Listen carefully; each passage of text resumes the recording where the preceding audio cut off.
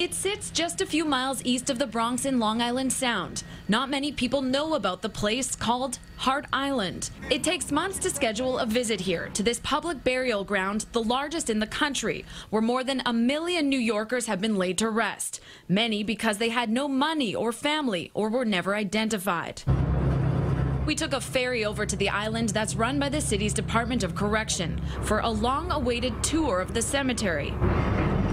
It's highly restricted, so armed corrections officers didn't show us the area where years of storms have unearthed graves. But in the last few months, Chopper 2 captured these red flags, marking the spots where bones and teeth are being found along the eroded shore, including those of infants. My baby was buried right near the water. The babies are buried in small coffins, so there's about 5 on top of each other, and the whole area had sunk. Dr. Lori Grant's child died in 1993 and was buried here in error. There are countless stories like hers. Elaine Joseph's daughter died days after she was born in February 1978. On that day, a catastrophic snowstorm hit the city, and she says there was mass confusion at the hospital. I was told they had been understaffed in the morgue and that the city had, quote unquote, taken care of it. Taken care of turned out to mean Joseph's daughter had been mistakenly buried on the island.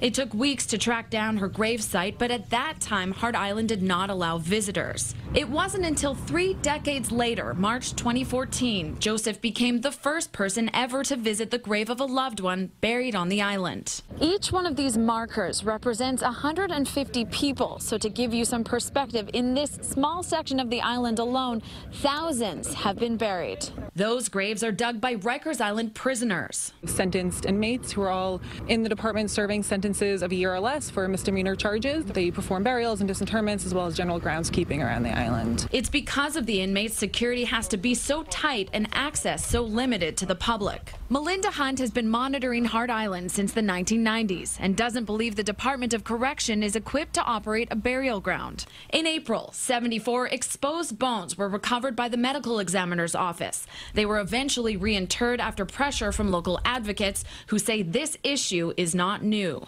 We need to end jail for the dead. Then this spring, suddenly after CBS 2 covered the story, the Department of Correction announced it is now fast-tracking the project. Repairs to start next year. So that I can come visit her gravesite as often as I choose to visit. And so that those people buried here can rest in peace. On Hart Island, Natalie Duddridge, CBS 2 News. And Natalie repeatedly tried to ask the Department of Correction why it won't turn Hart Island over to the Parks Department. Correction officials declined, only issuing a statement saying they've run the place for 100 years and will continue.